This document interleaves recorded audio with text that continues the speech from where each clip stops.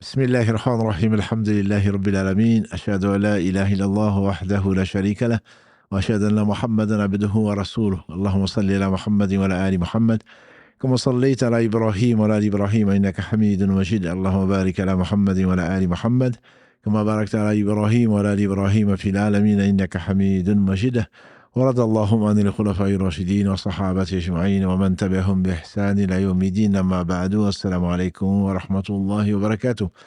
Mes sœurs, mes frères, la famille, bienvenue dans ce live du lundi, l'islam au quotidien. Et avant cela et avant toute chose, nous louons Allah, nous revenons vers lui repentant. Nous lui demandons protection contre les conséquences de nos péchés et les tendances de l'âme. Celui qui Allah guide, nul ne saurait l'égarer. Celui qui est privé de sa guidée, nul ne saurait lui montrer le droit chemin. J'atteste donc qu'il est le seul digne d'adoration. J'atteste la véracité de l'exemplarité de la prophétie de Mohammed ibn Abdillah, qu'Allah bénisse ce prophète, sa famille, ses compagnons et tous ceux qui les auront suivis dans le droit chemin nous fassent l'honneur d'en faire partie. Ensuite, donc, on va commencer par le quiz, comme d'habitude, et inutile d'appeler, parce que Karim vous passe le salam, il me signale déjà que vous avez commencé à appeler.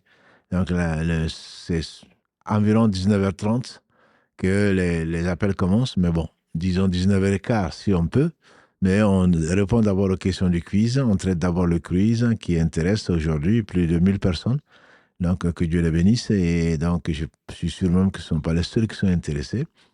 Certains sont un peu frustrés, et je peux le comprendre, de ne pas avoir une bonne note, surtout cette fois-ci où la médiane est à 5. La moyenne est à 5,25 sur 10. Donc, effectivement, on peut être frustré, mais l'important n'est pas là, comme on le dit souvent. Et certaines personnes l'ont bien compris. Si on a une très mauvaise note, cela ne veut pas dire autre chose que, heureusement, qu'il y a le quiz. C'est qu'on pourrait réviser, et comme la recherche de la science est une obligation pour chacun d'entre nous, donc, c'est plutôt une bonne nouvelle que je ne connais pas ce que je connais est à réviser ou à corriger. Donc, il n'y a pas, alhamdoulilah, il n'y a pas de frustration à avoir, même si je peux comprendre, on aurait préféré avoir 10 sur 10. Mais bon, voilà. Donc, une des choses les plus importantes que la prière. Donc, ici, les piliers, obligations de la prière. C'est ce qui nous a occupés cette semaine. Donc, les questions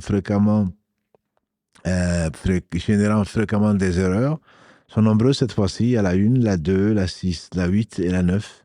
Donc, on va commencer directement et on va essayer de clarifier certaines choses. Je dis également, pour celui qui a écrit, à qui j'ai répondu d'ailleurs sur Facebook, que je ne suis pas d'accord. Je ne suis pas d'accord avec ceci, cela. Ce n'est pas une question d'accord ou pas. C'est une question de science.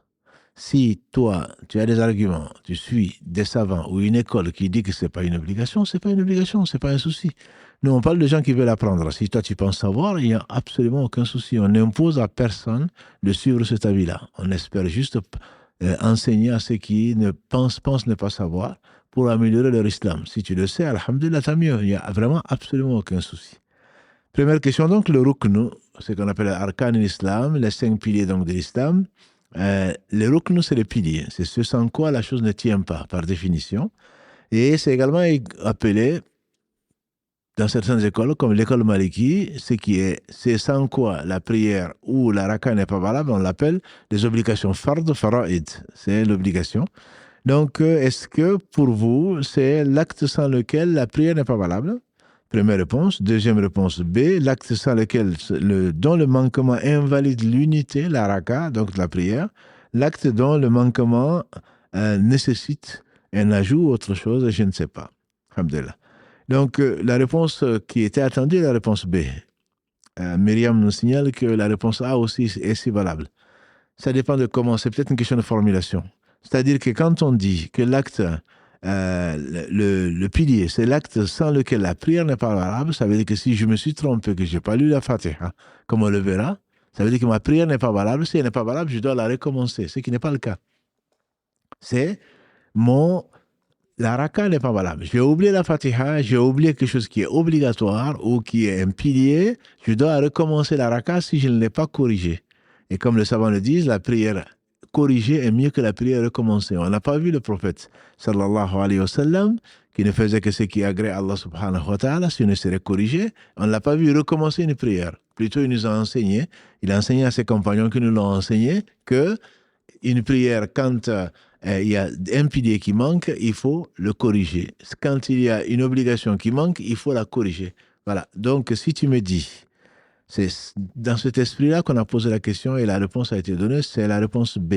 C'est-à-dire que c'est ma raka qui n'est pas valable. Imaginons que j'ai oublié la Fatiha dans la première raka, je m'en suis souvenu dans la troisième raka. Mais je continue, je considère ma troisième comme la deuxième et la première comme la deuxième comme la première. Et j'annule la raka. Donc c'est dans cet esprit-là.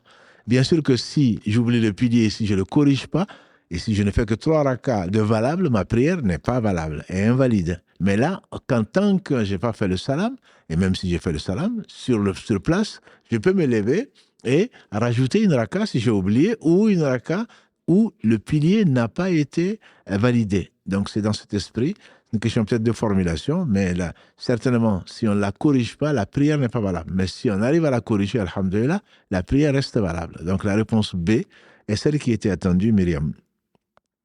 Deuxième question, soyez assidus aux prières obligatoires. Hafidhu ala salawat wa salat al-wusta wa qumu lillahi qanitin. C'est le verset 238 de la sourate al-Baqarah, de la sourate 2. Donc la réponse était bien la sourate 2. Mais vous n'avez été que 35% à avoir la bonne réponse, je dirais comme d'habitude. Quand on parle des versets du Coran ou de la sourate, bien entendu, on est moins à l'aise. Alhamdulillah. Question 3, j'ai commencé ma prière en levant les mains, mais ai oublié de dire le premier takbir, puis tous les autres takbirs. Est-ce que ma prière est valide? Je dois la refaire, je dois refaire la raka, ou la prière est valable. Voilà.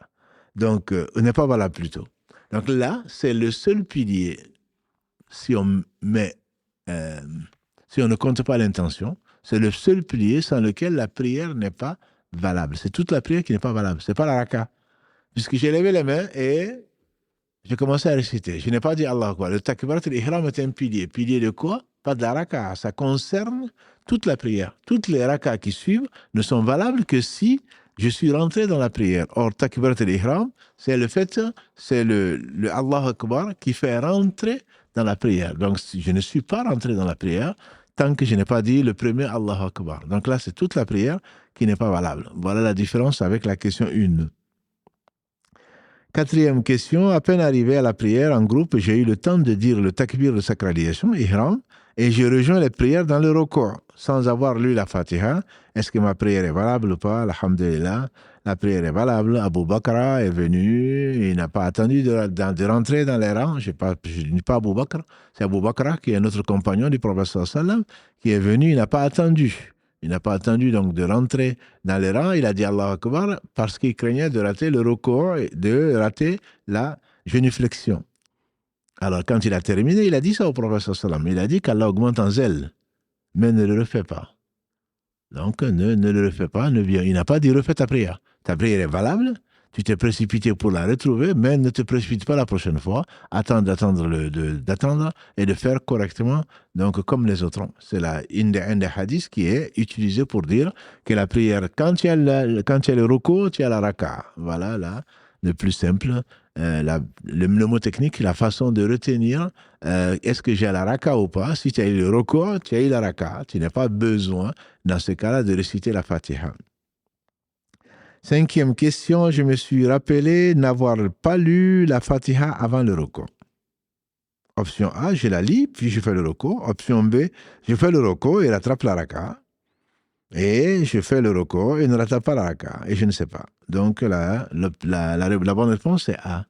Parce que je ne l'ai pas lu et je me suis rappelé n'avoir pas lu la Fatiha avant de faire le recours. Donc je la lis. Je n'ai pas encore fait le recours. Je la lis. Et ensuite, je fais le recours. Et ensuite, donc, je repars la prière si besoin il y a. Donc, je lis la Fatiha parce que la Fatiha est un pilier de chaque raka. Je la lis, donc, option A. Cinquièmement, je me suis rappelé n'avoir pas lu la Fatiha, mais là, avant le recours. Question 4, à peine arrivé, ça c'est bon. Question 5, donc, je me suis rappelé n'avoir pas lu la Fatiha avant le recours. La réponse est option A. Sixièmement, je me suis rappelé n'avoir pas lu la Fatiha pendant le recours. Avance, donc la question 5, c'est avant de faire le recours. Mais là, je me suis rappelé, je suis déjà dans le recours. Qu'est-ce que je fais? Est-ce que je me relève, je lis, puis je fais le recours à nouveau et je repars par 2 sujoud après le salam, ou est-ce que je me relève du recours et puisque je ne l'ai pas lu, ben c'est trop tard. Je ne compte pas la raka. Non. La bonne réponse c'est A. Je me relève puisque j'étais dans le recours. Allah, dans sa miséricorde, m'a rappelé, après que Shaitan me fait oublier que je n'ai pas lu la Fatiha qui est un pilier, alors je me dis, voilà une chance, je me redresse, Sami Allahu liman hamida, Rabbana wa lakal hamdu, et là je n'ai même pas besoin de le dire, mais si je le dis, c'est pas grave, je lis la Fatiha, et ensuite, puisque c'est un pilier sans lequel la raka n'est pas valable. Tant que la raka n'est pas finie, je dois réparer la raka et je peux la réparer. Par contre, si je ne m'en rappelais que dans la deuxième raka, à ce moment-là, là, la raka, où je ne l'ai pas lu, la première donc, est nulle et invalide. Mais tant que je peux corriger la raka, je la corrige. Et tant que je peux corriger la prière, je la corrige. Donc là, je me suis rappelé, j'ai fait le recours, mais mon recours n'est pas valable et toute la raka n'est pas valable si je n'ai pas lu la Fatiha. Donc, je me relève du recours. C'est un mouvement supplémentaire en fait que j'ai fait. J'ai fait de la gym, ça a vraiment prié là, dans la raka. Je me relève, je lis la Fatiha et ensuite je fais le recours à nouveau parce que c'est dans cet ordre-là. Je fais le recours et ensuite, quand j'ai fini la prière, ma prière est complète. J'ai fait 2 recours dans une seule même raka, mais ceci n'invalide pas la prière. Après le salam, c'est Satan qui m'a fait oublier, un défi à Satan, puisque tu m'as fait oublier, j'adore encore plus mon Seigneur, avec plus d'amour, avec plus d'humilité, et donc mon Seigneur, pardonne-moi, je fais 2 sujoud après le salam. 7e question, je viens de me reconvertir et suis pubère, mais ne connais pas encore la Fatiha. J'attends de l'apprendre, comme certains le pensent. Je la récite en français, comme certains le font. Je récite les formules que je connais. Je lis dans un livre ou une feuille. Donc, moi, je ne lis pas dans un livre ou d'une feuille. La prière, quand on dit Allah Akbar, on ne fait que dire ce qu'Allah a permis, ou son prophète sallallahu alayhi wa sallam, c'est la Fatiha, les sourates. Comme on ne les connaît pas, ça n'exempte pas de faire la prière, parce que c'est le meilleur acte, c'est l'acte qu'Allah aime le plus. Le prophète sallallahu alayhi wa sallam nous a enseigné, pour celui qui ne connaît pas la Fatiha encore, ça ne veut pas dire que je vais continuer et dans 10 ans, je vais apprendre la Fatiha. Celui qui ne connaît pas encore la Fatiha, cette personne-là, donc, récite des formules que le prophète sallam nous a enseignées, c'est à savoir, Subhanallah, Alhamdulillah, La ilaha illallah, Allahu Akbar, wa la hawla, wa la quwwata illa billah. Ça, c'est pour les Arabes qui connaissent. Quand c'est des francophones comme nous, quand tu ne connais pas, on peut dire Subhanallah, Subhanallah, Subhanallah, Subhanallah, et voilà qu'on a eu la raka. Ou si Subhanallah devient compliqué, quand on apprend Alhamdulillah, Alhamdulillah, Alhamdulillah, on peut lire Alhamdulillah et ça suffit. Si c'est encore plus compliqué, c'est que tout le monde connaît aujourd'hui, c'est Allah Akbar. Pour des raisons d'actualité. Et donc, Allah Akbar, tu le sais, Allah est le plus grand et rien n'est plus grand que Allah. Et donc, tu dis Allah Akbar, Allah Akbar, Allah Akbar dans la prière et ensuite tu fais le recours. Ensuite, tu te relèves. Mais si tu regardes une vidéo ou tu prends une feuille, tu n'es plus en prière. On a dit la règle chez les savants, c'est que quand tu fais des gestes et qu'on pense que tu n'es pas en train de prier, c'est que tu n'es pas en prière. Tu n'es pas en prière.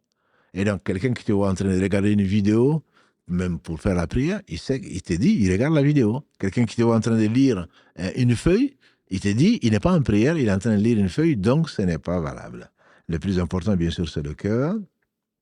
8e question, j'ai délibérément omis la lecture de la Fatiha, mais lu du Coran à la place, puis ai fait le recours. Alors, est-ce que c'est valable ou pas? La bonne réponse, en tout cas celle attendue par moi, c'est toute la prière n'est pas valide parce que j'ai fait exprès de ne pas lire, alors que je sais, j'ai omis délibérément. Donc, si j'ai omis délibérément, la prière n'est pas valable. Ce n'est pas la raka selon, puisque j'ai désobéi à Dieu. Dans la prière, je devais le faire, je sais que je devais le faire, je n'ai pas oublié, mais j'ai refusé de le faire. Pourquoi prier alors? Pourquoi prier? La prière n'est pas valide parce que ce n'est pas une omission. C'est une omission, mais c'est une omission qui est volontaire. Ce n'est pas un oubli. 9e question, j'ai oublié de lire une sourate ou des versets après la Fatiha et je m'en suis rappelé que dans le recours. Qu'est-ce que je fais? Je me relève, je la lis? Non, ça c'est comme quand on a oublié la Fatiha, c'est différent. Je continue normalement, oui. Et je continue normalement et donc je fais autre chose. Je ne compte pas cette raka. C'est là où le frère, je pense, sur Facebook, n'était pas d'accord avec, puisque ce n'est pas une obligation. Le fait d'avoir oublié la sourate, ça c'est dans le rite Hanbali. Effectivement, ce n'est pas une obligation. On m'a déjà écrit ça d'ailleurs, que ce n'est pas une obligation dans le rite Hanbali. Dans le rite Maliki, c'est une obligation. Une obligation. C'est que j'entends, c'est une sunna mu'akkada. C'est une sunna que le prophète a toujours faite. Dans les deux premières raka'as, il a toujours lu la Fatiha et une sourate. Et donc, si on l'oublie, on doit faire le sujoud avant, sujoud qabli, comme disent les Maliki, faire deux sujouds avant donc de faire le salam, parce qu'on a omis quelque chose et la prière reste complètement valable. Donc, on n'a pas, après le roko, c'est terminé, c'est pas la peine. Si je me relève, Sami Allahu liman hamida, Rabbana wa lakal hamd, je n'ai pas à lire la sourate. Si c'était la Fatiha, oui, puisque sans elle, la raka n'est pas valable. Mais si c'est une sourate, autre que la Fatiha, je n'ai pas à la lire, dans la mesure où ma prière est valable. Ce n'est pas un pilier, c'est plutôt une sunna mu'akkada, une sunna que le prophète faisait toujours. Dans le rite maliki, c'est comme ça. Dans d'autres écoles, comme l'école Hanbali par exemple, on n'a pas à faire de sujoud. Mais il n'y a pas de problème, mon frère. Tu suis l'école qui te paraît avoir les meilleurs arguments, et alhamdulillah, ta prière reste valable. Dernière question, la 10e. J'ai oublié de lire la Fatiha à haute voix. Puis, m'en souvenant, j'ai lu une sourate ou des versets à haute voix avant le record. Mais la Fatiha, je l'ai déjà lue à basse voix. C'est un oubli, ce n'est pas une obligation, ce n'est pas un pilier plutôt. Et donc, à ce moment-là, je repars avec, donc je fais le record et continue normalement ma prière. Et ensuite, donc, je repars parce que j'ai oublié, j'ai enlevé quelque chose de la prière, c'est-à-dire, au lieu de lire à haute voix, je l'ai lu, mais je l'ai lu à basse voix. Donc après, on fait le sujoud, on a enlevé quelque chose, on fait le sujoud avant le salam. Voilà ce qui nous a été enseigné. Encore une fois, qu'Allah bénisse ceux qui ont voulu apprendre et qu'Allah bénisse, alhamdulillah, ceux qui ont concouru donc à ce quiz. Je pense à Mohamed Adda qui l'a mis en forme, je pense à Karim par lequel Allah veut qu'on fasse ce live. Donc qu'Allah y associe toute personne donc, qui avait la volonté de vouloir donc, nous aider dans cela et qu'Allah bénisse toutes les personnes qui ont essayé, même si la note a été 0.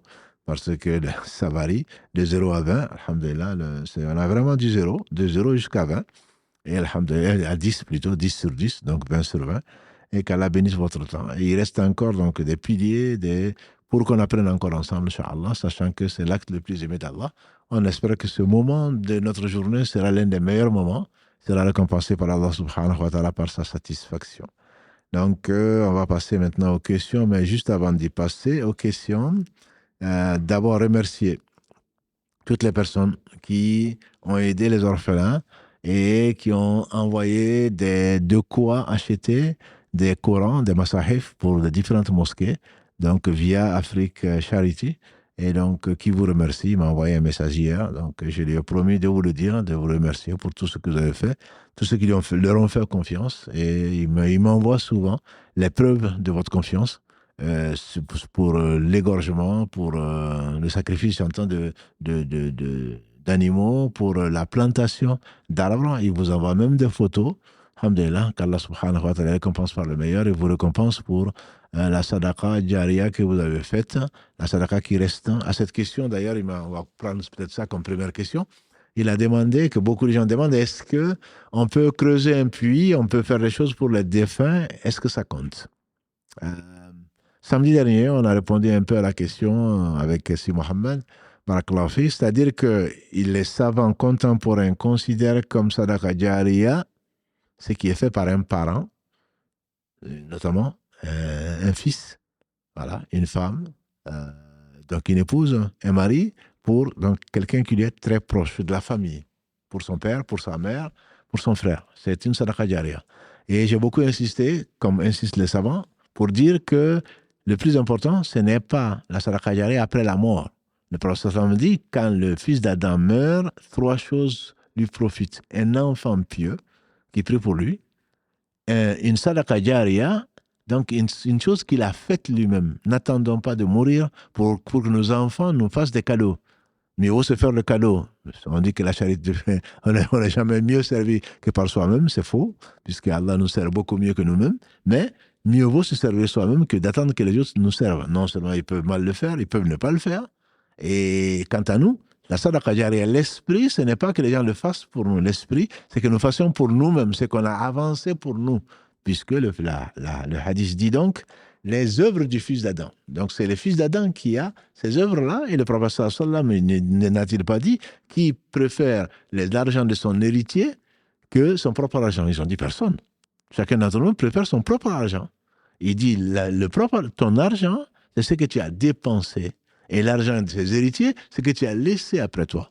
Voilà. Donc, il ne faut pas attendre les héritiers, il faut faire le sadaqa jariya, plus la troisième chose. Donc, une science, alhamdoulilah, que ce que nous sommes en train de faire et que vous allez, Inch'Allah, enseigner aux autres, comme euh, Ada ou d'autres, envoyer à d'autres personnes, donc des vidéos que vous ne mettez pas sur Internet, bien sûr, des liens, surtout sur le site, que les gens aillent apprendre. Et comme vous l'avez fait pour le quiz en particulier, je vois sur Facebook en particulier que beaucoup envoient à des amis, à des personnes qu'ils connaissent, à des parents, pour qu'ils fassent le quiz. J'espère que ce n'est pas dans le but d'ostentation, juste de découvrir des choses que l'on ne connaît pas, et en particulier les piliers d'islam, la validité plutôt de la prière, et le reste sont des choses qui sont fondamentales et que l'on oublie souvent. Il faut souvent le réviser, je dirais presque une fois par an, parce que bon, on est parfois frustré, on pensait qu'on connaissait, et puis on n'a pas la moyenne, et puis on fait des fautes bêtes, comme on l'appelle.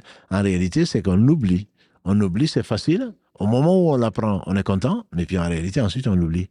Donc, il est bon de réviser, comme à cette occasion, ces connaissances. Barakallahu fikoum. Une dernière chose, donc, avant de prendre les questions, puisqu'on a priorité, comme dit Karim au direct, c'est que les questions doivent, s'il vous plaît, être courtes et précises. Courtes et précises parce qu'on a très peu, de moins en moins de temps. On va arrêter aujourd'hui probablement vers 20h20, 20h25, parce qu'ici, à Toulouse, la prière du Maghreb, aujourd'hui, elle est à 32.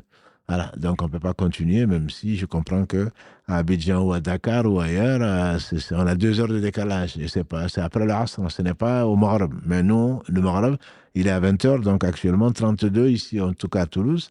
Et la dernière remarque, c'est beaucoup de questions qui reviennent par mail, par WhatsApp, par Instagram, Messenger, qui ont été déjà traitées. Donc, on ne va bien sûr pas les traiter. La priorité est accordée aux nouvelles questions qui sont les plus intéressantes pour le public.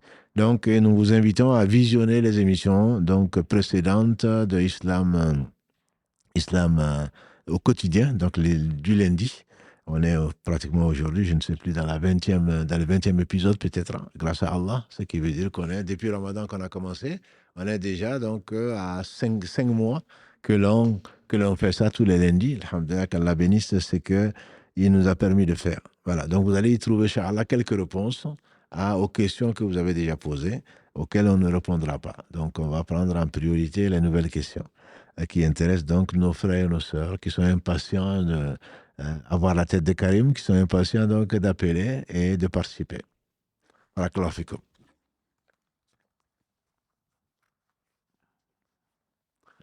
Oui, Karim. Allô, salam alaikum. Salam alaikum, cher. Alaykum salam wa rahmatullah. Vous m'entendez bien? On est très bien, alhamdulillah, barakallahu fik. Qu'Allah vous accorde le plus haut degré du paradis sans jugement, vous et votre équipe. Amen, barakallahu fik, ainsi qu'à toi aussi. Donc, ma question, c'est la suivante. Je suis dans une entreprise et ils proposent un plan d'épargne d'entreprise pour les salariés. Oui. Et du coup, ils disent que si on met 100 euros, par exemple, ils vont nous mettre un abonnement de 300%, ce qui fait 400 euros. Oui. Maintenant, le principe est qu'on s'inscrit sur une banque. Bon, ils ont un contrat avec une banque. Oui. Et maintenant, nous, notre argent, les 100 euros que je dois mettre, je dois les miser sur des actions. Okay. Maintenant, à la fin, donc ces actions, c'est sur 5 ans pour les récupérer la somme. Et je voulais savoir, est-ce que ça, c'était permis dans l'islam? Parce que je sais que si je mise sur ces actions, au final, j'aurai l'abonnement de 300% et je ne vais jamais perdre l'argent que j'ai déjà misé. Donc, je ne sais pas si c'est... Donc, ton raisonnement est tout à fait correct. Tu n'as aucune chance de perdre quoi que ce soit. Et quand on parle d'épargne, on parle nécessairement, surtout avec une banque, on parle nécessairement d'intérêt et de crédit. Et donc, à ma connaissance, ce n'est pas permis. À ma connaissance, ce n'est pas permis parce qu'il n'y a aucune chance pourquoi on parle de crédit, etc. C'est bien parce que tu gagnes toujours et c'est pour cela que Dieu l'a interdit. Le commerce, il a permis et pas donc pas pas l'usure. Par conséquent, si là, le principe même est un principe d'usure, c'est-à-dire je mets 100 euros et je récupère 400 euros, et ça, ce n'est pas, c'est pas du commerce. Tu ne prends absolument aucun risque, ça nous arrange entre guillemets, mais ce n'est pas quelque chose de licite, pas quelque chose de légal. D'accord. Je vous remercie beaucoup, Cheikh. Barakallahu fik d'avoir posé la question parce que Allah y fik, mon frère. Alayka assalam wa rahmatullah. Allô, salam alaikum. Wa alaykoum salam, Hajj, comment ça va? Alhamdulillah, barakallahu fik, et vous? Ça va, alhamdulillah. Voilà, je voulais vous appeler parce que j'avais une question à vous poser, voilà, religieuse. Allez-y. Et c'est vrai que j'essaye de réfléchir, de méditer, et j'ai besoin d'un avis, on va dire, d'une personne réellement qui puisse me guider. Un avis, Allah, bien sûr, donc, un avis extérieur plutôt, oui. Voilà, exactement, c'est ça, exactement. Alors, Hajj, en fait, voilà, je vais vous expliquer ma vie. Donc, j'ai été marié 8 ans avec une femme. Et en fait, alhamdoulilah, tout s'est bien passé. On a fait le halal, la mairie. Donc, à ce moment-là, j'étais étudiant. Donc, maintenant, j'ai fini mes études, je suis en master. Donc, je travaille, je suis enseignant justement dans l'éducation nationale. Et en fait, au bout de 8 ans, j'ai appris en fait que cette personne m'avait menti un peu sur son passé, sur ce qu'elle m'avait raconté, et qu'elle m'avait trompé alors qu'on était mariés. Donc, moi, le réflexe que j'ai eu, c'était d'aller voir l'imam de ma ville, pour, voilà, lui expliquer la situation, etc.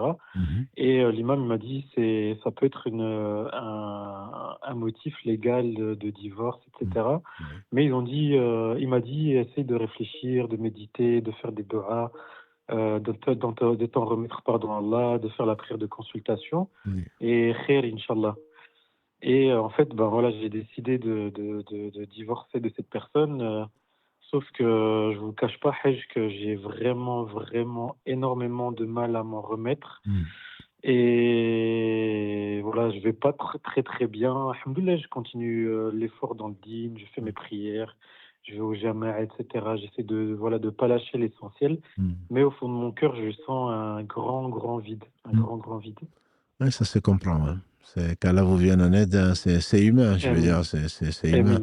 Il y a quelqu'un qui disait, je pense que c'est un proverbe, même les séparations les plus souhaitées sont douloureuses. Donc c'est normal, même si on le souhaite, c'est normal que ce soit. L'imam vous a bien conseillé, à mon humble avis, c'est-à-dire que c'est un motif de divorce, bien sûr, c'est parce que c'est une trahison, c'est un mensonge. Et parmi les causes de divorce, il y a ce qu'on appelle le divorce, entre guillemets, optionnel. C'est-à-dire que la personne a menti sur son passé et bien sûr, la confiance ne règne plus.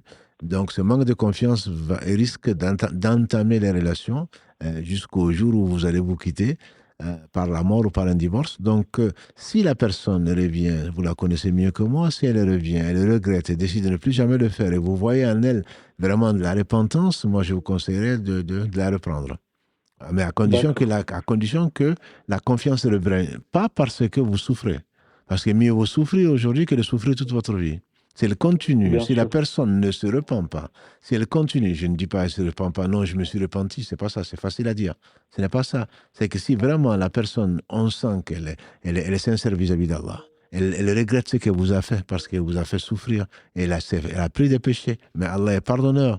Donc moi, je vous conseillerais de pardonner, mais à condition que la personne montre vraiment des preuves, des signes de repentance. Et donc, vous pouvez vous pouvez lui faire confiance, et pas parce que vous souffrez encore une fois, parce que vous souffrez aujourd'hui, et Allah seul sait comment vous souffrez, ça vous enlèvera les péchés, ça vous élèvera en degré, mais si vous continuez à vivre avec une personne qui vous trahit, qui ment, qui a des relations extra-conjugales, etc., vous allez souffrir encore beaucoup plus. Bien sûr, exactement. Donc, c'est à vous de voir si la personne, vraiment, je ne dis pas que c'est mettre à vos pieds, on ne se prosterne que devant Dieu, mais si la personne vraiment regrette, elle décide de ne plus jamais le refaire, elle montre des signes de repentance, moi, je vous conseillerais plutôt de revenir avec elle et de lui donner une nouvelle chance. Voilà, mais vous n'êtes pas obligé, mais vous êtes beaucoup mieux placé que moi pour décider. D'accord. Voilà. D'accord, ben, barakallahu fik. Allah fik, avec plaisir. Vos sages conseils, et je prends note de tout ce que vous m'avez dit. khair, Inch'Allah. Barakallah fik, qu'Allah vous apaise, mon frère. Amin. Merci, barakallah fik. Allah Salam yarafik. alaikum. Alayka salam wa rahmatullahi wa barakatuh. Allô, oui, salam alaikum. Allô?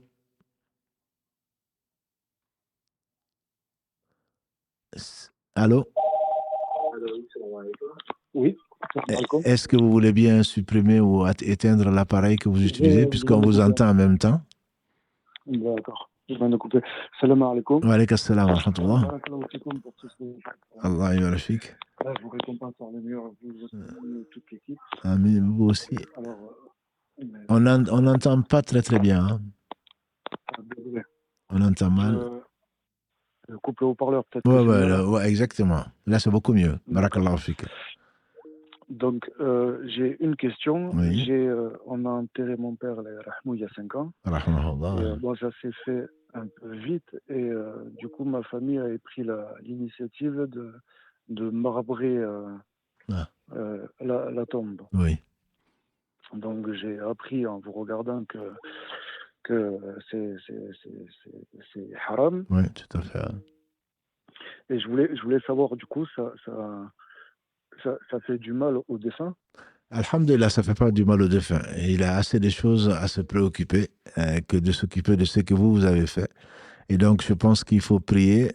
J'imagine que je t'ai pas laissé finir ta question. C'est en plus de qu'est-ce qu'il faut faire maintenant. C'est ça. Voilà. Donc, je pense qu'il faut, si vous n'êtes pas associé à ça, alhamdulillah, si vous êtes associé, demandez pardon à Allah, vous ne le saviez pas, et Allah pardonne. Il faut expliquer à la famille que c'est interdit. Il faut leur, éventuellement, au besoin, on peut vous donner les preuves ne manquent pas. Si elles s'entêtent à garder ça, vous n'êtes plus responsable. À moins que vous soyez l'aîné de la famille, le responsable de la famille. Essayez de leur expliquer avec sagesse et bienveillance que c'est un péché qu'ils sont en train de prendre et qu'ils n'ont pas fait du bien. Et si en le faisant, ils doivent attendre rien d'autre que la colère d'Allah qui a spécifié ce qu'il aime et ce qu'il n'aime pas. Et donc, on n'a pas marbré, on n'a même pas cimenté une tombe. Et on n'a rien construit dessus. On l'a réparé, on doit l'entretenir certainement. Et ce n'est pas un signe d'amour que de désobéir à Allah en désobéissant au prophète sallallahu alayhi wa sallam. On veut du bien ou alors on veut effectivement faire de l'ostentation, montrer aux gens que nous, notre mort, on le marbre. Non, ça pour ça déjà, ne serait-ce que, même si c'était permis, ne serait-ce qu'à cause de l'intention, c'est de l'ostentation, qui est un grand péché et dont on doit se repentir. Et bien entendu, on n'a pas chez Dieu autre qu'un péché.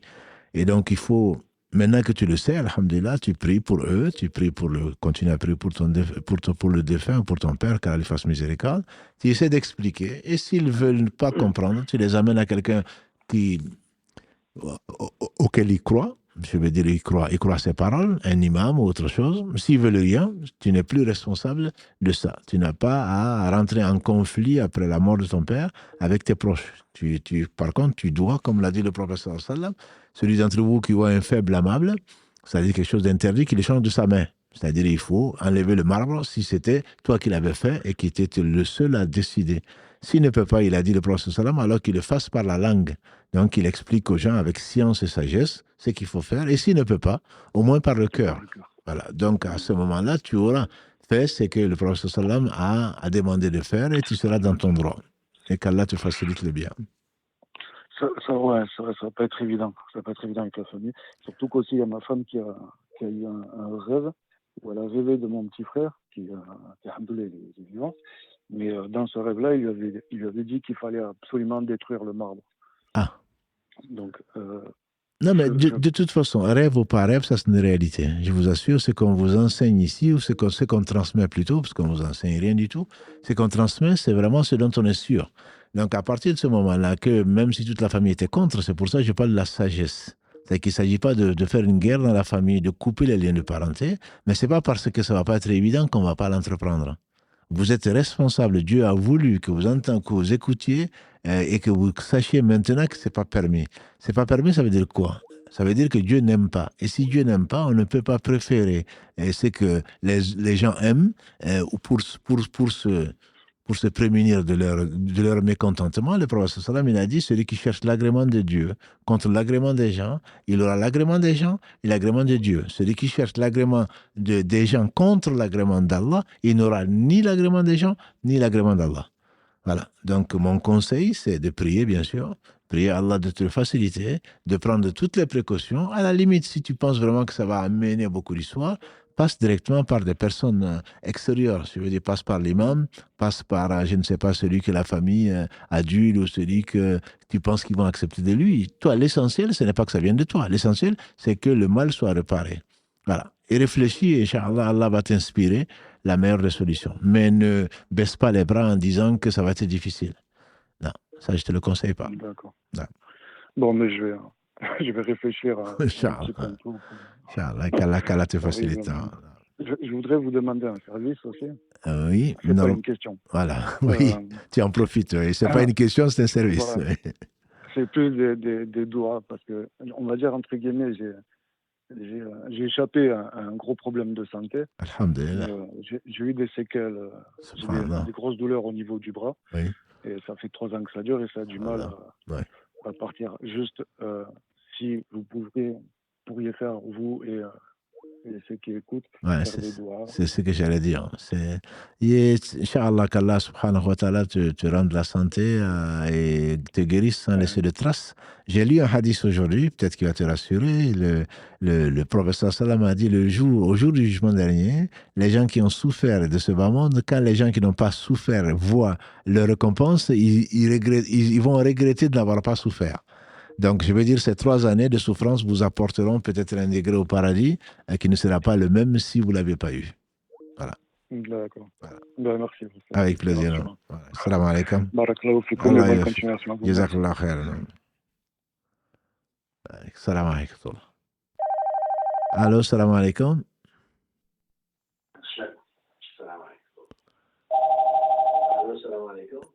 Est-ce que vous voulez bien couper le contact avec votre... Allô, oui, si vous voulez bien éteignez s'il vous plaît l'appareil parce qu'on ne vous attend pas. Allô?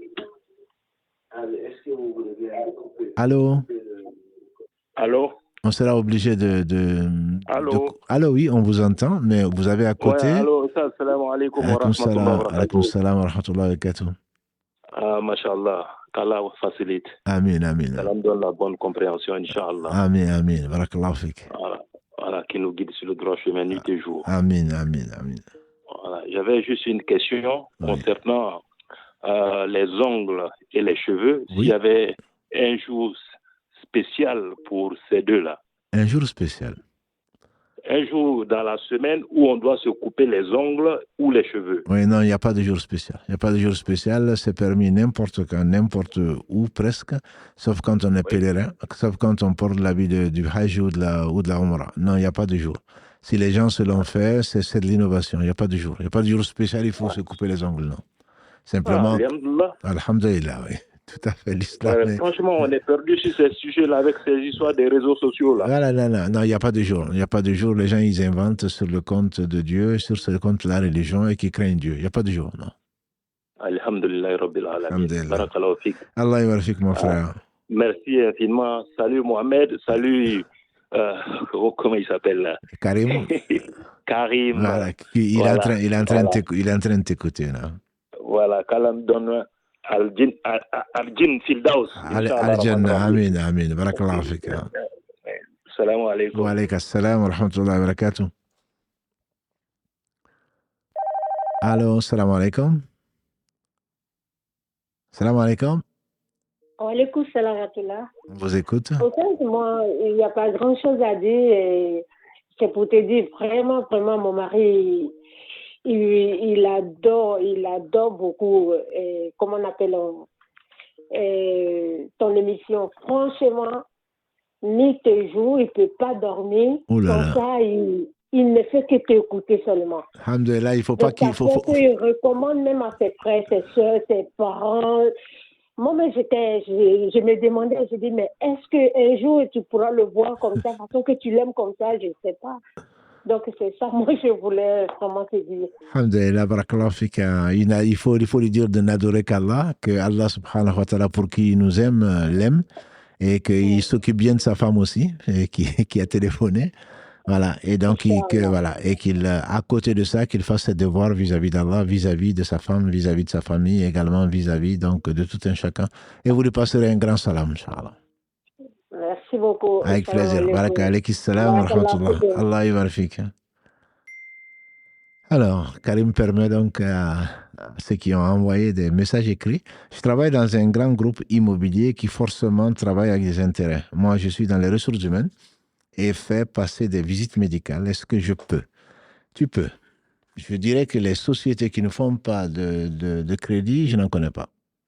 Je n'en connais pas. Il y en a certainement, mais je n'en connais pas. Je veux dire, la plupart des gens, y compris chez les fonctionnaires, puisque c'est l'État qui nous paye, et forcément, il y a des intérêts, mais tu n'es pas responsable de ça. Par contre, il ne faut pas être témoin.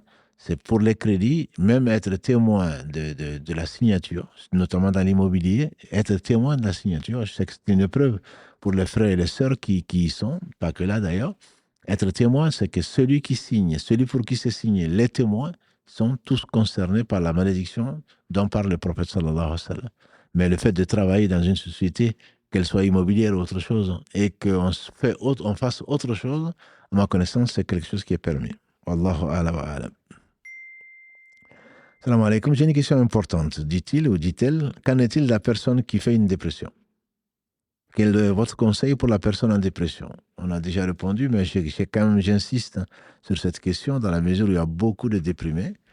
C'est la société. C'est la société qui veut ça aussi. C'est une société où il y a moins de communication, mais c'est également parce qu'on on oublie que ce bas monde et ce qu'il contient ne représente pas grand-chose. Une déprimée, ça veut dire que quelque part on perd le moral, on se dit qu'on ne sert à rien, on se dit qu'on ne va jamais s'en sortir. Ce sont des choses, alhamdulillah, que Allah, subhanahu wa ta'ala, il éprouve qui il veut, et Satan vient appuyer là, quand ça marche. Quand ça marche chez cette personne, ça ne veut pas dire que la personne ne croit pas. Simplement, elle doit se rappeler, c'est une belle occasion pour se rappeler à Allah, pour demander pardon à Dieu, et pour relativiser justement, pour s'investir dans la religion, je dirais. Quand je dis s'investir dans la religion, il ne s'agit pas de démissionner, il ne s'agit pas de ne plus manger, il ne s'agit pas de non, au contraire.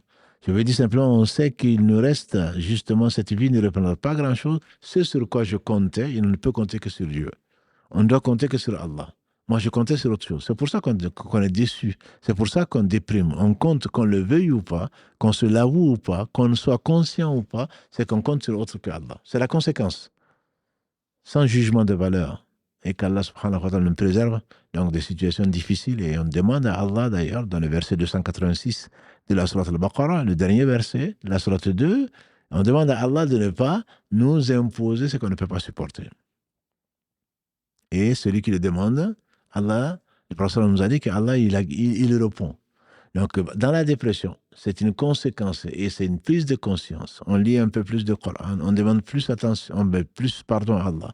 On revient vers Allah, on relativise surtout la vie d'ici-bas pour s'investir pour la vie de l'au-delà. C'est le conseil que je donne. Bien sûr, les conseilleurs ne sont pas les payeurs, mais j'avoue que c'est une situation qui est difficile puisqu'on a de plus en plus de personnes donc, qui sont déprimés, qui sont touchés par la déprime, et on ne choisit pas bien sûr d'être déprimé ou pas.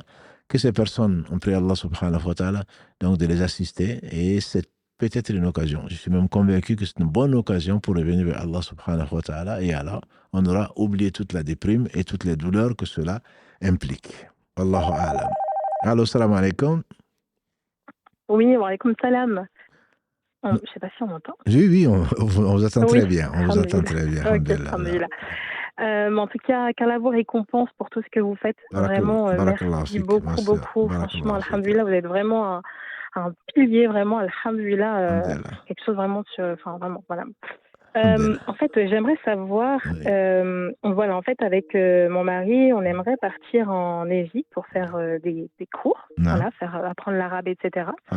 Et en fait, depuis quelques jours, enfin surtout là aujourd'hui, là, mon mari, il doute énormément parce qu'en fait, mes parents, ils sont vraiment pas du tout d'accord avec cette décision.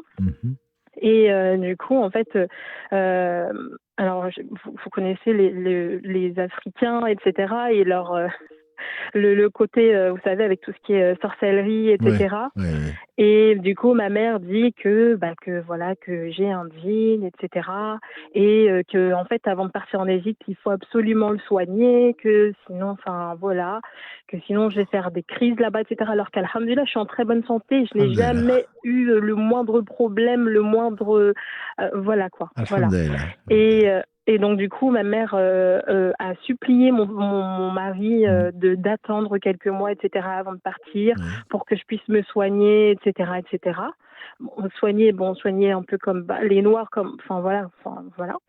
Et aussi du coup, l'imam de la mosquée lui a dit aussi que en fait, il devrait réfléchir, etc.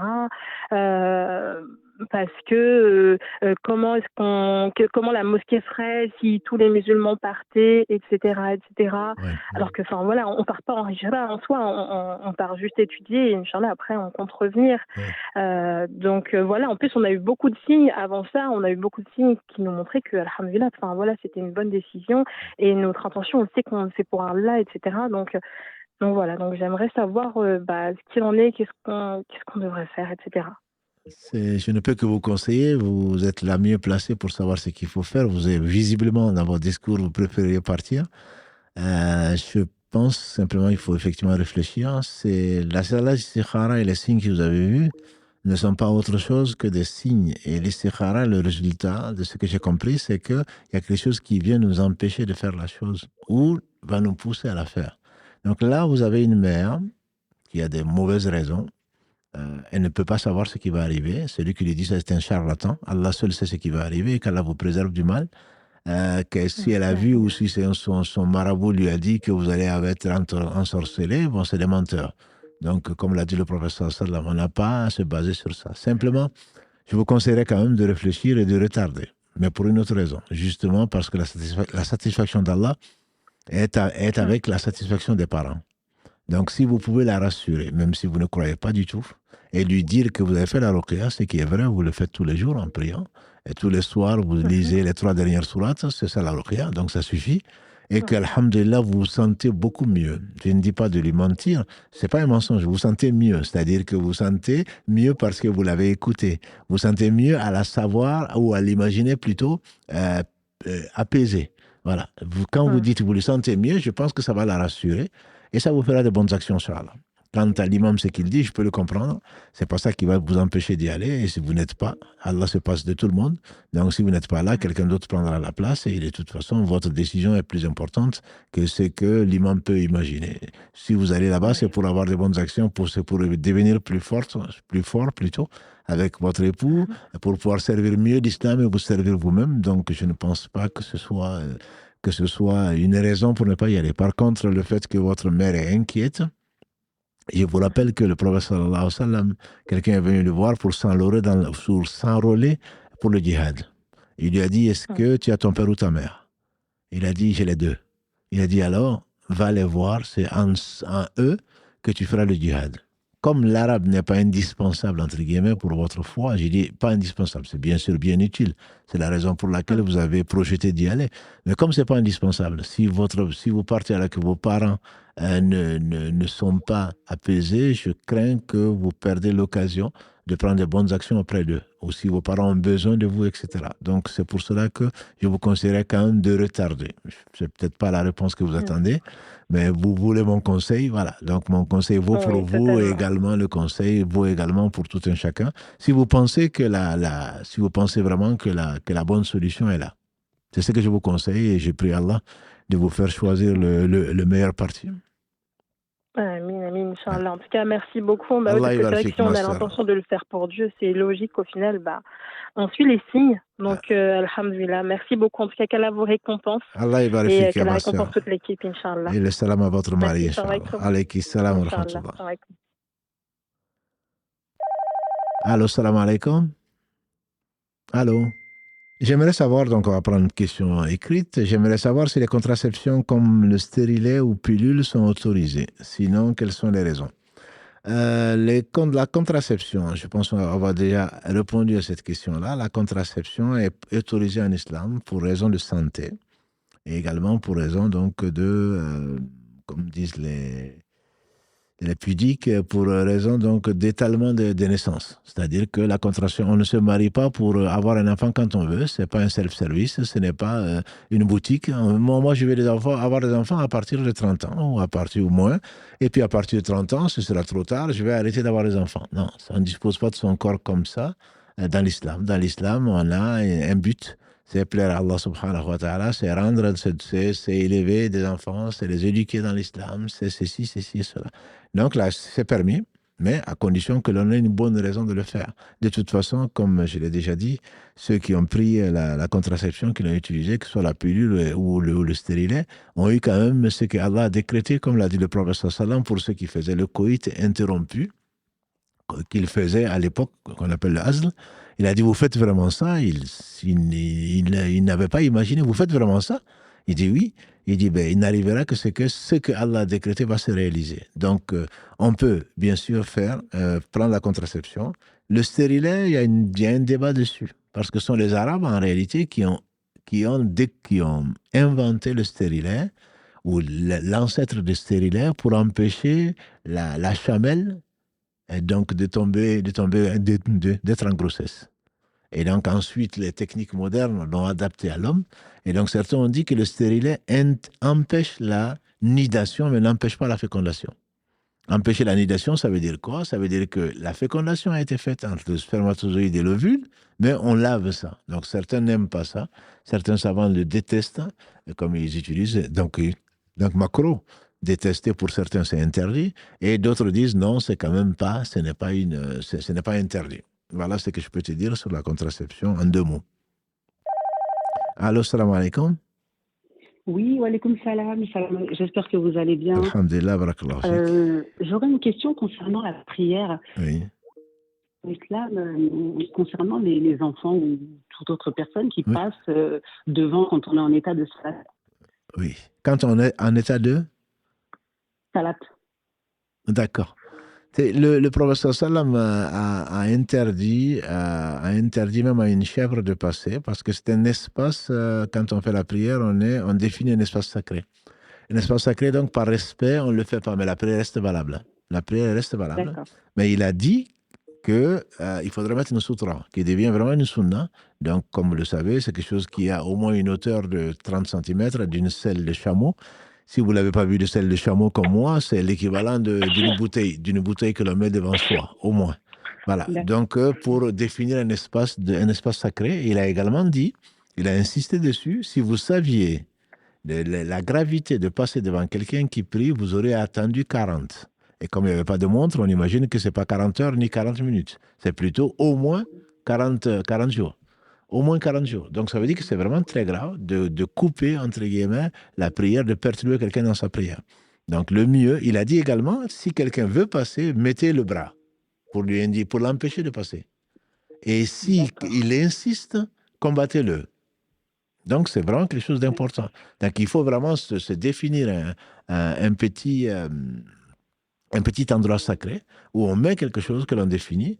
Après, les savants, ils ont dans une mosquée, par exemple, quand il y a pas, on fait derrière les piliers, et quand on ne peut pas, certains disent on peut passer à 2 ou 3 distances de là où la personne fait la prosternation. Mais vraiment, idéalement, mettez-vous, si vous priez chez vous, mettez-vous plutôt en face d'un mur pour empêcher les enfants de passer, etc. Mais bien entendu que vous n'allez pas les renverser, ni leur faire du mal. S'ils passent, ils passent. Le prophète a prié alors que les enfants montaient sur lui. Voilà, donc on va pas le faire du mal du tout, mais au moins définissez-le avant de commencer. Et si vous avez oublié de le faire, si quelqu'un veut passer, un enfant qui est un enfant qui a 7 ans par exemple, qui réalise ce qu'il dit ou ce qu'il fait, vous mettez juste la main pour lui signaler que vous êtes en fait en train de prier et la personne va faire le tour. Voilà, mais c'est quand même important. C'est quand même important. D'accord. Barakallahu fik. Allah ybarfik. Vous et votre équipe. Barakallahu fik. Alaykum salam wa rahmatullah. Donc, on va continuer avec le stérilet. J'ai mis un stérilet, ça fait 1 mois et je saigne toujours. Puis, prier avec. Oui, on peut prier avec, ça a été prévu, alhamdulillah. On a parlé un peu de météorologie, Karim l'a même mis en réel.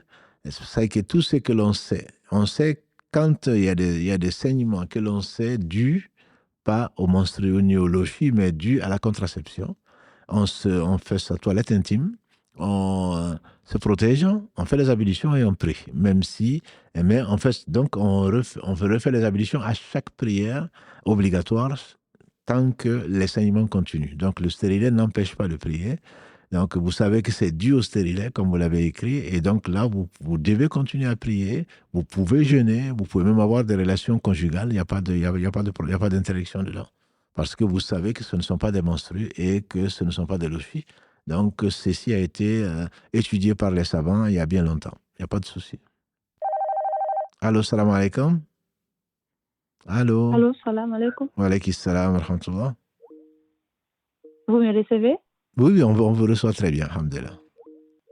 Ok. J'aimerais poser une question. J'ai posé la question, ça fait, je crois, 2 semaines de cela, Oui. mais je n'ai pas eu de réponse. Je me suis voilée, machallah, ça fait, je crois, 1 année. Oui. Et à chaque fois, au fait, quand je porte des couleurs vives, c'est-à-dire des couleurs qui sont un peu attirant, on va le dire comme ça. Oui. Excusez, j'ai un bébé à côté. Oui, on vous écoute quand même, allez-y. Ouais. Les gens me disent, voilà, tu ne dois pas porter des couleurs vives parce que tu es voilée, c'est ceci, c'est cela. Et je n'arrive pas vraiment à comprendre.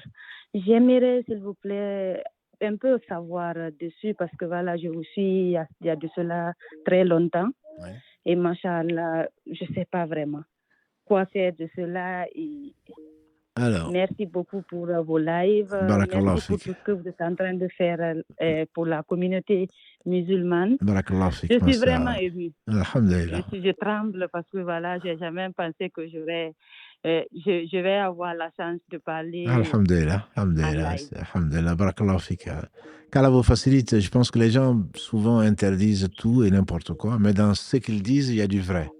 Il y a du vrai, il y a 8 conditions pour le hijab, c'est-à-dire en plus du fait qu'on ne doit montrer pour l'habit majoritaire que le visage et les 2 mains, il y a le fait que l'habit couvre tout le corps, il y a le fait également que l'habit ne soit pas parfumé, que l'habit ne soit pas attirant. Voilà, donc le problème d'attirant, le parfum c'est pareil, attirant, c'est-à-dire que le fait que si vous mettez vos couleurs vives, comme on les aime bien en Afrique, vous mettez les couleurs vives, dès qu'on va vous voir, ça va attirer le regard. Donc finalement, vous ne vous protégez pas. C'est que l'esprit, quand Allah dit que de ramener dans le verset 62, je crois, de la sourate 33, de ramener sur vous un pan de votre voile pour que vous soyez plus vite reconnus, c'est-à-dire pour qu'on sache, pour que vous passez discrète. Donc le hijab va avec la discrétion. Mais si en sortant, vous êtes en fluo, ou dès que vous sortez, on vous voit, tout de suite, quelque part, c'est contre l'esprit du hijab. C'est dans ce contexte-là. Il n'y a rien qui dit qu'il faut porter des habits noirs ou des habits blancs ou de quelle couleur ou telle autre couleur. Mais le hijab vient parfaire votre pudeur en passant le plus discrètement possible. Mais si vous portez à Kinshasa un habit coloré, je dis ça ne pose pas de problème parce que tout le monde en porte. D'accord? Mais si vous le portez ici, voilà, les gens, nécessairement, en le voyant, vont vous regarder. C'est comme des habits fluo, hein, ou comme autre chose. Voilà, c'est pas, voilà. Donc, dans cet esprit-là, ça va à l'encontre de l'esprit du hijab qui veut que vous soyez la plus discrète possible, que vous passez la plus incognito possible. Je pense que c'est pour cette raison-là qu'on vous a dit ça et ils n'ont pas tort. Je ne dis pas qu'ils ont raison, mais ils n'ont pas tort. Ok, donc ça veut dire parce que les habits que je porte sont humbles, voilà, je ne porte pas d'habits serrés. Oui, non, de temps à autre. Voilà, j'ai bien compris. Voilà. C'est l'un des points, si vous voulez, si ça attire l'attention quelque part, ça va à l'encontre de l'habit c'est parmi les 8 conditions de hijab, c'est le fait que ça n'attire pas l'attention. Si ça attire l'attention, ça veut dire quelque part qu'il y a une des conditions qui manque, qui n'est pas respectée. Donc, c'est ça qu'il faut voir. Ça veut pas... Oui?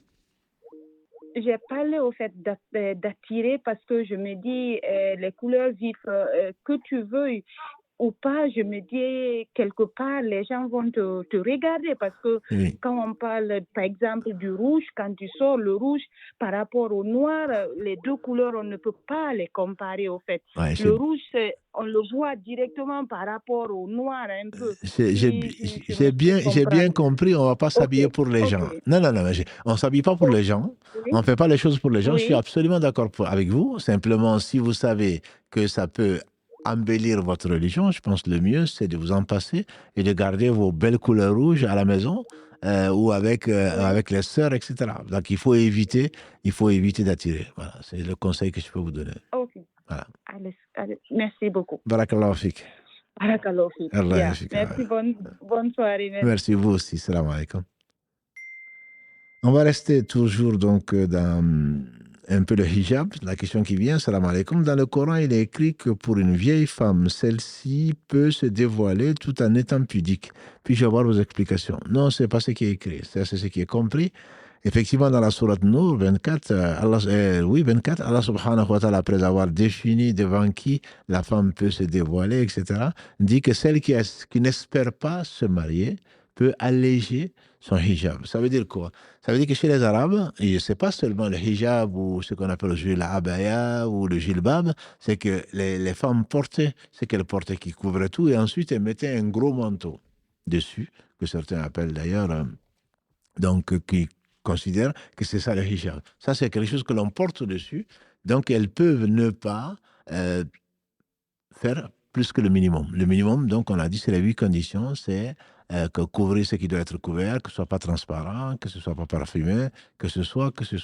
Voilà. Donc le fait en plus de porter un abaya ou un jilbab, le fait de porter encore quelque chose de plus dessus, Dieu leur dispense de cela. Voilà. Donc ça veut dire qu'elles doivent rester pudiques, elles doivent couvrir ce qu'il faut couvrir, ne pas attirer l'attention, comme on l'a dit tout à l'heure avec la sœur, ne pas parfumer, ne pas ressembler, que les habits ne ressemblent pas à ceux des hommes, etc., etc. Mais donc elles peuvent ne pas mettre ce grand habit qui vient envelopper tout ça. Voilà, c'était une question vestimentaire et c'est dans ce contexte-là qu'il faut le comprendre. Wallahu a'lam wa a'lam.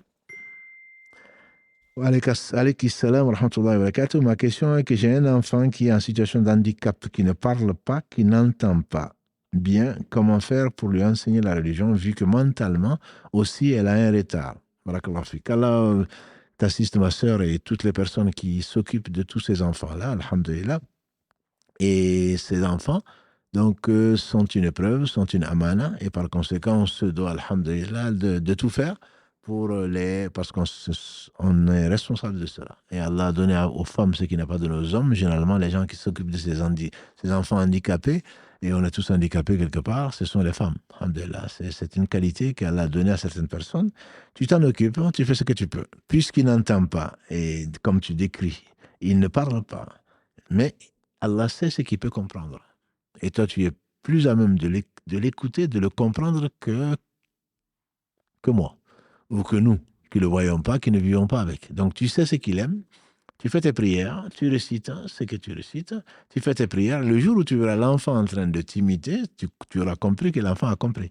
Alors, nous, on pense que même dans le ventre, disent donc les spécialistes, même dans le ventre, le fœtus déjà entend et reconnaît des voix, et reconnaît les voix notamment de sa maman, etc., etc. Donc, ne pense pas que ce que toi, tu ne comprends pas ou que tu ne connais pas est la limite donc, de la réalité. Non, l'enfant peut entendre et comprendre des choses. Je ne dis pas qu'il faille l'asseoir et lui expliquer l'islam. Non, par ton comportement, ou même tu peux lui parler, peut-être que l'enfant va comprendre, alors que toi, tu penses qu'il ne va pas comprendre. Mais n'exige pas de l'enfant ce que Dieu n'a pas exigé. Et Dieu ne va pas juger l'enfant comme il va juger un enfant, entre guillemets, qui n'est pas handicapé. Donc, tu lui expliques ce que tu expliques, ton comportement surtout, l'amour que tu vas lui donner, et surtout ne t'énerve pas sur lui, ne l'envoie pas promener parce que je crains que ce soit des séquelles que l'enfant va porter, qui va faire, qui va façonner, en tout cas participer donc à son comportement et à son caractère. Agis autant que tu peux comme un enfant non handicapé, et il se peut que Allah subhanahu wa ta'ala lui fasse profiter de ce que, en tout cas, tu auras la récompense, et il se peut qu'Allah lui fasse profiter de ce que tu lui dis, même si toi, tu sous-estimes l'apport que tu peux faire. Et qu'Allah te facilite, ma sœur. Bon. Donc, une autre question, salam alaikum. Est-ce qu'un halal à distance par téléphone, par le mail, par le wali en Égypte qui a été voir l'imam est autorisé, sans que l'homme et la femme soient présents, mais avec l'accord des deux? On a déjà répondu à cette question également, mais sans Égypte, ça se fait beaucoup en Afrique, c'est qu'on délègue quelqu'un, la délégation en islam est permise. On délègue quelqu'un de confiance que l'on connaît, par contre. Ce n'est pas des gens qui vivent de cela, parce que malheureusement, aujourd'hui, sur le net, il y a des gens qui disent « Oui, on vous marie, vous payez 50 livres et on vous marie ». Voilà, ça, c'est les frais de mariage. Donc, idéalement, il faut être présent au mariage, que les témoins de musulmans pratiquants, j'entends de bonne moralité, soient présents. Donc, déléguer sans nécessité n'est pas utile. Donc, mieux vaut le faire soi-même. Par contre, on peut déléguer en islam, parce que les parents veulent le faire là-bas, ou parce qu'on ne peut pas le faire ici, ou je ne sais quoi. L'autre, ça, on peut le déléguer. On peut le déléguer, c'est permis, si donc, les autres conditions sont réelles. Vous savez, quand on remplit les papiers administratifs, on demande parfois de retaper quelques mots pour voir que ce n'est pas des robots. Au début, je n'avais pas compris pourquoi. Effectivement, si quelqu'un qui te dit « je vais le faire », il ne le fait pas. Donc, si tu connais la personne, si tu penses qu'elle est de bonne moralité, c'est possible. Ça, l'islam le permet, comme il permet d'autres formes de procuration. Wallahu ala wa alam. Alors, peut-on faire son wudu avec la douchette uniquement sans passer sa main sur les parties intimes? Je ne sais pas ce que tu veux dire par là, parce que les parties intimes ne font pas partie du wudu. Ce que tu veux dire par là, c'est l'istinja, c'est-à-dire se laver les parties intimes. Mais si on n'a pas besoin d'y mettre la main, on n'y met pas la main. Si l'eau suffit pour enlever l'impureté, il n'y a absolument aucun problème. Mais les ablutions ne commencent qu'avec l'intention de faire les ablutions et avec Bismillah pour ce qui est fortement recommandé quand on n'est pas dans les toilettes. Et donc, c'est possible, bien sûr. Si c'est l'eau qui enlève l'impureté, on n'est pas obligé de frotter, forcément. Donc, si on sait que l'impureté, l'urine ou autre chose partent avec l'eau et qu'on n'a pas besoin d'utiliser autre chose, bien sûr que les ablutions seront valables après. Salam alaikum. Wa alaykoum assalam wa rahmatullahi wa barakatuh. Bonsoir. On vous écoute. Excusez-moi, je ne m'attendais pas. Ah ben, d'accord. Écoutez, en fait, j'aimerais, excusez-moi, j'aimerais en fait savoir pour une personne qui veut apprendre la religion, ça fait peut-être plusieurs mois qu'elle essaie, mais en fait, elle ne sait pas par quoi commencer. Le plus important, d'apprendre à connaître Allah, de lire l'essence du verset du Coran en français, ou voilà. En tout cas, la prière, alhamdoulilah, à l'apprendre doucement. Voilà. Ça, c'est la chose la plus importante. De toute façon, c'est Allah dit wa taqullah yu'allimukumullah. Donc, et craignez Allah et Allah vous enseigne. Donc, c'est Allah qui sait, c'est la fin de la sourate Al-Baqarah, je pense que c'est le verset 282, ou la fin du verset 281, du verset de la dette. Et donc ça, c'est une méthode. C'est quand on craint Allah, je suis sûr qu'Allah nous enseigne par le live, par autre chose. Il faut la prière. La prière, c'est le lien avec Allah. Donc il faut commencer par là. Ensuite, le plus important dans l'enseignement, c'est certainement celui qu'on adore. C'est connaître Allah subhanahu wa ta'ala sans bien entendu connaître forcément le sens des combien de noms et attributs. Mais connaître Allah, c'est l'aimer, certainement. Et ensuite, le sens des versets, effectivement, c'est la meilleure des paroles. Donc, son sens nous rapproche plus d'Allah. Et c'est le meilleur dhikr, comme on l'a vu mercredi dernier. Voilà. Donc, et après, bon, quand on a des questions, on demande à des gens qui savent. Voilà. Donc, je pense que c'est une très bonne méthodologie. Commencer par la prière, ensuite par comprendre en tout cas les noms d'Allah et ses attributs, et ensuite apprendre donc l'essence des versets d'Allah subhanahu wa ta'ala. Et après, vous pouvez agrémenter ça parce que l'essence des versets sont également expliqués entre guillemets par les hadiths. Donc, vous pouvez prendre un livre comme Riyad Salihin, les jardins des vertus, voilà. Vous pouvez également lire ça parce que c'est agréable et c'est pas très compliqué. Sinon, vous prenez un livre qui l'explique. Veuillez m'excuser, je vais essayer de faire vite. J'avais déjà essayé, mais en fait, pour moi, personnellement, ça a été très compliqué. Et en plus de ça, pour moi, personnellement, vu que j'ai pas de science, en fait, je m'étais aperçue en écoutant que c'était pas du tout ce que je pensais, le hadith. Donc, c'est vrai que c'est un peu...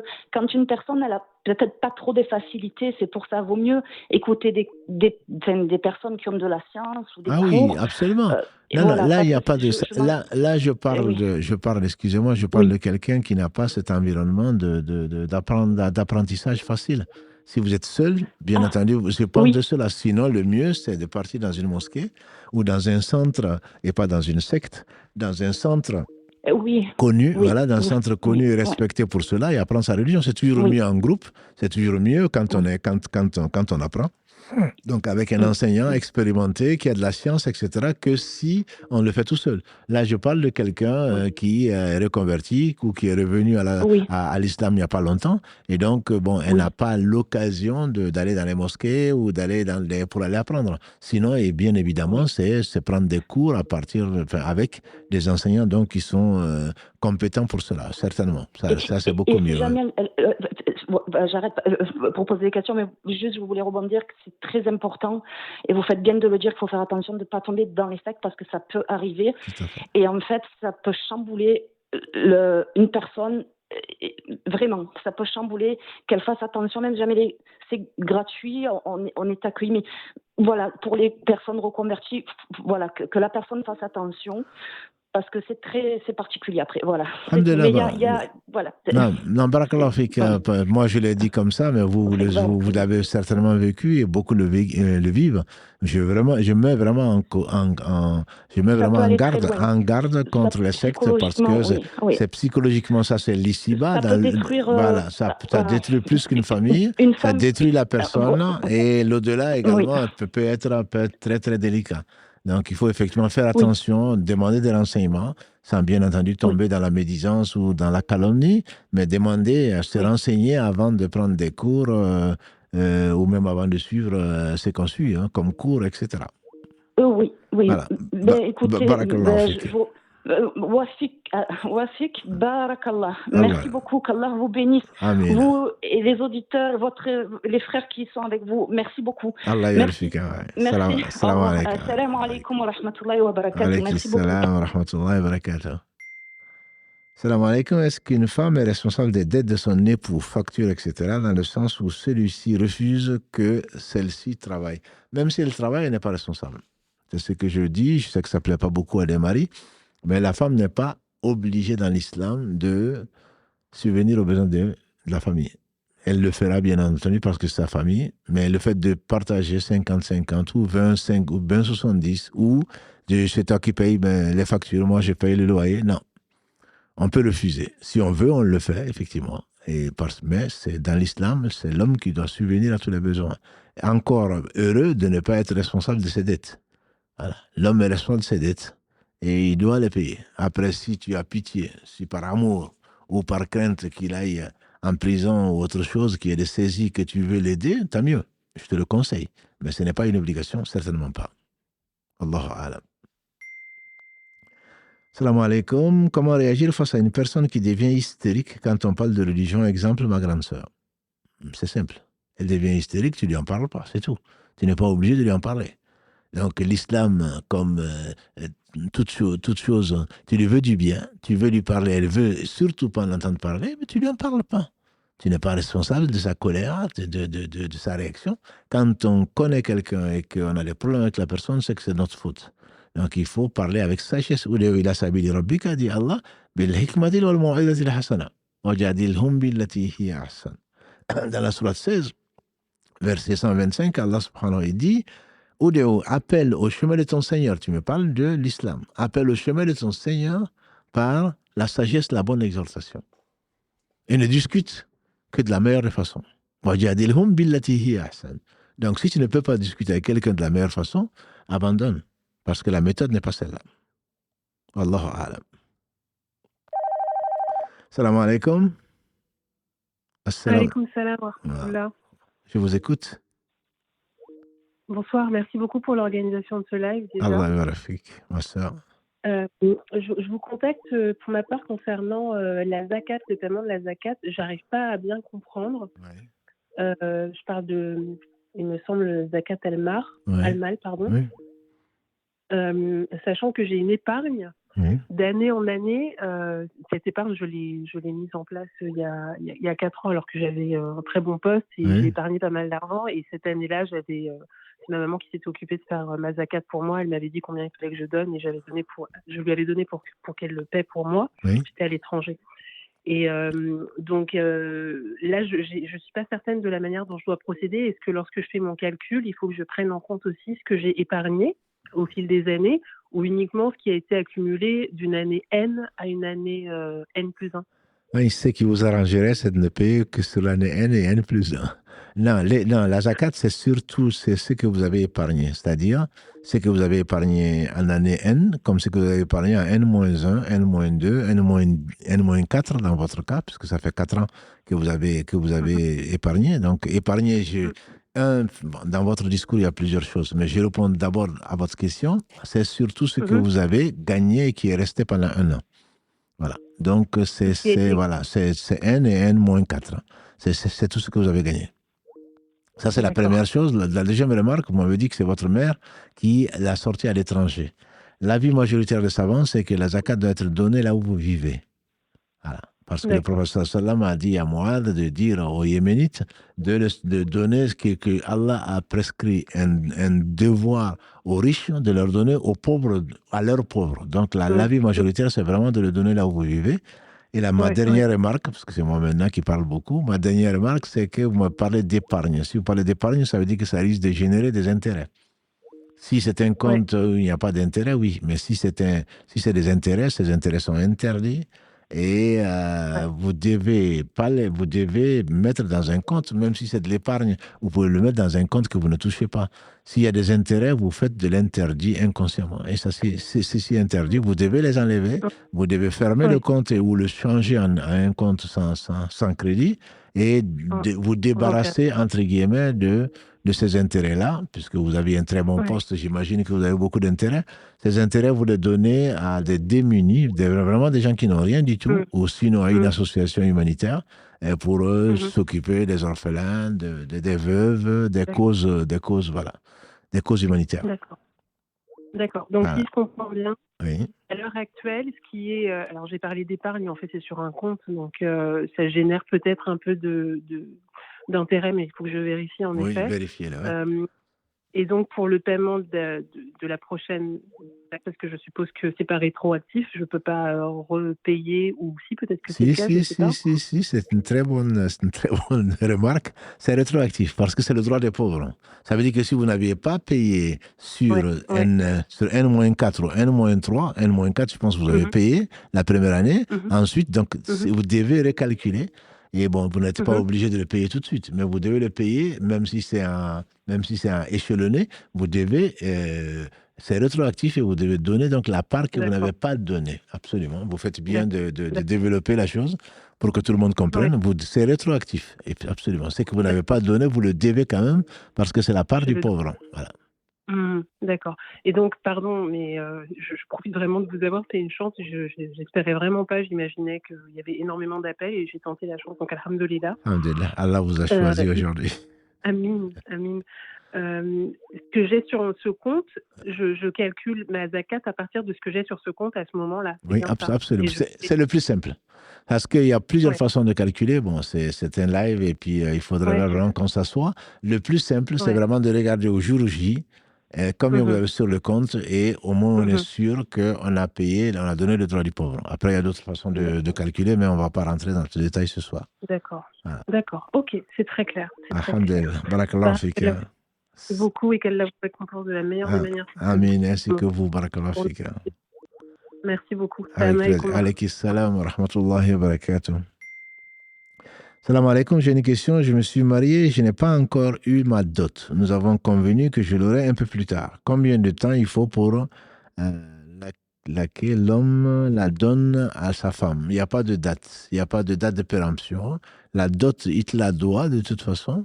Et tu peux lui faire des réductions, mais il te la doit. Donc, ton mariage est valide sans la dot, mais la dot est une condition. Ton mari devient endetté à partir du moment où donc, il t'a eu comme femme, que vous avez consommé, et donc il te doit la dot sauf si c'est toi qui lui laisses ou qui demande le divorce. Voilà. Donc, il n'y a pas de date. Il n'y a pas de date limite de péremption. La dot, il te la doit, il te la devra, à moins que tu décides du contraire. Salam, y a-t-il une posture à éviter ou à privilégier quand on lit le Coran? Le Coran, c'est la parole d'Allah. Il n'y a pas de posture particulière à prendre, mais c'est avant tout le cœur qu'il faut purifier et l'intention. Et ne pas faire comme beaucoup d'entre nous, de se précipiter pour le lire en comptant le nombre de lettres. C'est vraiment et ouvrir son cœur pour que la meilleure disposition, pour que le Coran rentre et qu'il nous guérisse. Il y a dans le Coran dit Allah, miséricorde et guérison pour le cœur. Le cœur de qui? Le cœur des croyants. Donc, les croyants sont seulement ceux qui, quand Allah est mentionné, leur cœur se met à frémir. Et quand les versets d'Allah leur sont récités, leur foi augmente. Leur foi augmente et ils remettent leur confiance en Allah. Donc, c'est vraiment une disposition beaucoup plus de l'esprit, on dirait en français, mais c'est une disposition du cœur, en réalité, pour recevoir la parole d'Allah subhanahu wa ta'ala, qui est miséricorde et guérison. Donc, ce n'est pas tellement la tenue, entre guillemets. Bien sûr qu'on ne va pas se coucher le doigt dans le nez pour lire le Coran. Non, on doit se mettre dans une posture bien se poser, ne pas être préoccupé avec son téléphone portable, ou en attendant un examen, ou en attendant un résultat, ou en attendant un appel. Et entre-temps, je vais lire le Coran. Non, il faut vraiment se poser, mais surtout avoir le temps, consacrer du temps à la meilleure des paroles qui est celle d'Allah subhanahu wa ta'ala. Allô, salam alaikum. Wa alaikum salam. Allô. Oui, on vous écoute. Salam alaikum. Alaikum salam wa rahmatullah. Qu'Allah vous bénisse, qu'Allah vous bénisse tous les téléspectateurs. Barakallah. S'il vous plaît, j'ai une question. J'aimerais travailler dans la banque postale, dans le secteur du courrier. Est-ce que c'est permis? Dans le secteur du courrier, alhamdulillah, vous serez payé, Inch'Allah, et mettez la bonne intention d'apporter, on espère, la bonne nouvelle aux gens. Dans le secteur du courrier, oui, c'est quand vous dites banque postale, nous, on appelait ça avant la poste. Et avant encore, c'était poste et communication. Donc, c'est pas la poste qui est interdite. C'est un service très utile, public et très utile. Donc, le fait de travailler dans le service courrier, à ma connaissance, il n'y a pas d'interdiction. Merci beaucoup, qu'Allah vous récompense. Allah y vérifie, mon frère. J'en profite pour rebondir sur une promesse. Donc, il y a un jeune homme, qui n'est plus jeune, qui m'a fait la remarque que les strass dont on a posé la question lundi, parce qu'il écoutait ça, je pense qu'il m'écoute, ou en tout cas, il va écouter le replay, Inch'Allah. Les strass dont a parlé la sœur, est-ce que c'est permis ou pas? J'ai dit que je ne savais pas ce que c'était, donc ça l'a fait bien rire. Il paraît que c'est des choses que l'on met sur les dents. Je ne connaissais pas du tout. Et donc, ils ne sont pas, si ce n'est pas utile, si ça embellit la personne, ce n'est pas permis, premièrement. Mais effectivement, si on peut l'enlever, mieux vaut l'enlever pour faire les ablutions. Si on ne peut pas l'enlever, on peut faire les ablutions avec. Et sa deuxième remarque, et il se reconnaîtra, quand j'ai parlé donc, du frère qui demandait que c'est permis en coiffure. Donc, j'ai parlé de Barracuda. Il m'a dit que Barracuda n'était pas que beaucoup d'entre vous, de la famille, étaient jeunes, pas comme moi, et que finalement, ils ne savaient pas qui est Barracuda. Donc, c'était une série où on montrait un homme costaud et donc avec des cheveux sur la tête et puis tout le reste donc, qui a été rasé. Donc, avec quelque chose au milieu de la tête, tout le reste est rasé. Je ne sais pas, je ne suis pas vos séries, je ne sais pas à qui ça correspond aujourd'hui, mais j'espère que vous avez compris qu'il s'agit de ne pas de raser une partie et laisser le reste. C'est ce que le professeur Salam a interdit. Il ne faut pas raser une partie et laisser le reste. Est-ce que les dégradés en font partie? Je crains. Et je préfère ne pas l'utiliser, en tout cas, pour ne pas enfreindre un ordre, une interdiction du prophète sallallahu alayhi wa sallam. Voilà, la promesse a été tenue, grâce à Allah. Donc, le dernier appel. Allô, salam alaikum. Alhamdulillah. Allah a décrété qu'il n'y aurait pas d'appel, puisque le Maghreb est arrivé chez nous, presque il est 25 et à 32, donc nous on a le Maghreb. Donc on va prendre une ou deux questions écrites et répondre le plus tôt possible en s'excusant bien sûr auprès de vous. Vous avez voulu, certainement, vous êtes nombreux à vouloir intervenir, très surpris parfois, quand Allah vous a accordé cette faveur. Mais bon, on s'excuse, on ne peut pas prendre tout le monde et le temps est réduit. Bref, salam alaikum, j'ai entendu dire que quand on fait nos ablutions et qu'il nous arrive de dire une mauvaise parole ou un gros mot, il faut rincer sa bouche avant de prier. Est-ce que ceci est vrai ou pas? C'est une innovation ou pas? C'est une innovation. Il n'y a rien qui oblige à rincer la bouche, mais par contre, il est interdit de dire une mauvaise parole. Voilà, donc on ne doit pas le faire, mais si on le fait, on demande pardon à Allah et on décide de ne plus jamais le refaire, mais on n'a pas à rincer spécifiquement la bouche. Les ablutions sont valables. Peut-être dernière remarque ou dernière question écrite. Je voudrais savoir si la femme peut mettre sa voix sur Internet sans montrer son visage ou le flouter pour la promotion d'un projet professionnel. Est-ce que c'est haram? Alors bon, ceux qui me connaissent savent que je n'aime pas tellement les mots haram, halal, etc. Mais on ne peut pas dire que c'est interdit. Pourquoi? Parce qu'Allah dit dans le verset 32 de la sourate 33, à l'Ahzab, aux femmes du prophète sallam, de ne pas être complaisantes dans leur discours avec les gens qui viennent avec qui elles parlent. Elles portaient le niqab, donc on ne les voyait pas, mais de ne pas être complaisantes. Donc ça veut dire que si, effectivement, tu fais une belle voix mélodieuse pour vendre, c'est interdit. Mais si c'est ferme, sans plus, ce n'est pas interdit. Par contre, Allah dit, juste dans le verset 33, il leur a conseillé au point du prophète sallam, les savants disaient également certainement aux autres femmes, donc de s'abstenir de s'exhiber à l'extérieur. Donc si vous pouvez éviter, mieux vaut éviter. Mais je ne suis pas de l'école haram, et donc je ne dirais pas que c'est interdit, mais je vous dirais, si vous pouvez l'éviter, de l'éviter. Mais si on vous dit que c'est haram, ce n'est pas mon école. Donc, on va arrêter là, Inch'Allah, et avec tristesse, on aurait bien aimé continuer. Karim et moi-même, Karim vous passe le salam et vous demande des invocations. Vous ne l'oubliez pas, je sais.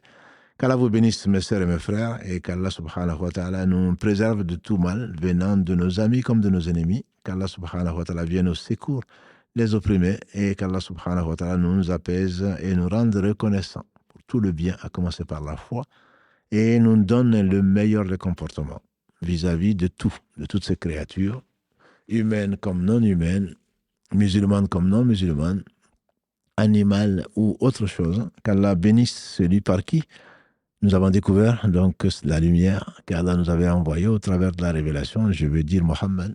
Qu'Allah le bénisse, sa famille, ses compagnons et tous ceux qui les auront suivis dans le droit chemin et nous fasse l'honneur d'en faire partie.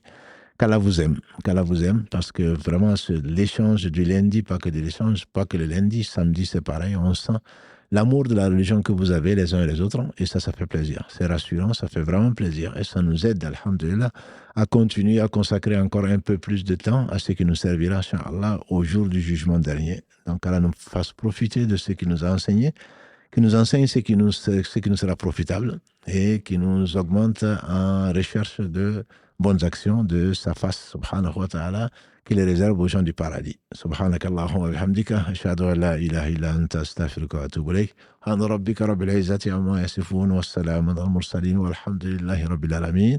Notre prochain rendez-vous, Inch'Allah, c'est mercredi 19h, en compagnie encore de Karim. Assalamu alaikum wa rahmatullahi wa barakatuh.